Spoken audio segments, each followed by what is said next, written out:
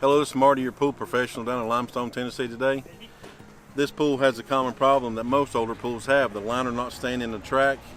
It either gets, broken, the plastic or whatnot, it won't hold the liner in, but we're going to put this around it today to cure the problem. And this customer will not have any more problems with the liner falling out after we put this on.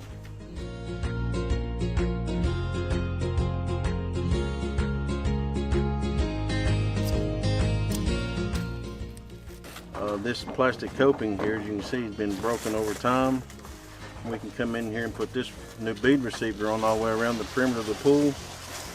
New screws, everything is going to fasten in real nice and stay, and the customer won't have any issues with the liner popping out again.